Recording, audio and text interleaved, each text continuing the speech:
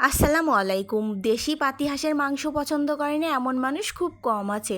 আজকে ঘরোয়া বাটা মশলা দিয়েই মাটির চুলাতে হাঁসের মাংসের রেসিপিটাই শেয়ার করব।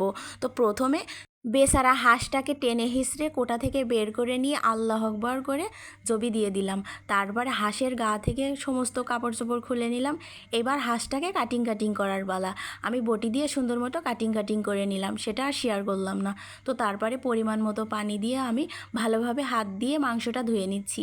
এবার শিলবাটা মশলা বাটার পালা। প্রথমে বেটে নিচ্ছি কিছু আদা, তারপরে রসুন, তারপরে পেঁয়াজ, তারপরে জিরা, এবার শুকনা মরিচ সুন্দর মতো সব বেটে নেওয়া হয়ে গেছে। তারপরে এবার চুলাতে পরিমাণ মতো তেল দিয়ে এখানে দিয়ে দিচ্ছি ডালচিনি, এলাচ, লবঙ্গ আর তেজপাতা। কিছুক্ষণ ভেজে নিচ্ছি। তারপরে শিলবাটায় বেটে রাখা মশলাগুলো দিচ্ছি, কিছুক্ষণ ভেজে কষিয়ে নিচ্ছি। তারপরে পরিমাণ মতো পানি দিয়ে শুকনো উপকরণ দিয়ে দিচ্ছি এখানে স্বাদ মতো লবণ, হলুদের গুঁড়া আর দিয়ে দিচ্ছি ধনিয়া গুঁড়া। কিছুক্ষণ মশলাটা কষিয়ে নেওয়ার পরে দিয়ে দিচ্ছি মাংসটা কিছুক্ষণ অনবরত কষানোর পরে একটু ঢাকনা দিয়ে ঢেকে দিচ্ছি। এবার ঢাকনাটা উঠিয়ে মাংসটা আমি কিছু সময় নিয়ে সুন্দর মতো কষিয়ে নেব। যখন একটু কালার চেঞ্জ হয়ে আসবে এখানে আমি 2 কাপ মতো গরম পানি দিয়ে দেবো। ঠান্ডা পানি কিছুতেই দেওয়া যাবে না।